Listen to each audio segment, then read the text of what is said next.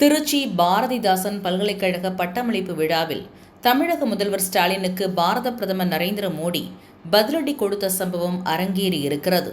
திருச்சியில் விமான நிலையத்தின் புதிய முனையம் திறப்பு விழா, பாரதிதாசன் பல்கலைக்கழக பட்டமளிப்பு விழா மற்றும் 19,800 கோடி ரூபாய் மதிப்பிலான திட்டங்கள் தொடக்க விழா ஆகிய நிகழ்ச்சிகள் நடைபெற்றன. இவ்விழாவில் பங்கேற்பதற்காக பாரத பிரதமர் நரேந்திர மோடி இன்று காலை டெல்லியில் இருந்து புறப்பட்டு திருச்சி வந்தடைந்தார். பின்னர் கார் மூலம் பாரதிதாசன் பல்கலைக்கழகத்திற்கு சென்றவர் மாணவர்களுக்கு பட்டங்களை வழங்கினார்.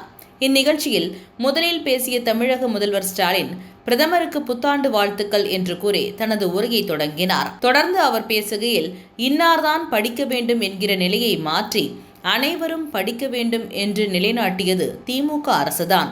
100 ஆண்டுகளுக்கு முன்பு நீதி கட்சி ஆட்சியின் போது போடப்பட்ட விதைதான் இன்று கல்வியில் சிறந்த மாநிலமாக தமிழகம் உயர்ந்து நிற்கிறது என்று கூறினார். இதன் பிறகு தனது பேச்சை தொடங்கிய பிரதமர் மோடி, நீதி கட்சிதான் கல்வியை நிலைநாட்டியதாக கூறிய ஸ்டாலினுக்கு பதிலடி கொடுத்தார். வணக்கம் மாணவ சமுதாயமே என்று தமிழில் கூறி தனது பேச்சை தொடங்கிய பிரதமர் மோடி, பண்டைய காலத்திலேயே காஞ்சி, மதுரை, கங்கை கொண்ட சோழபுரம் ஆகிய நகரங்கள் கல்வியில் சிறந்து விளங்கின.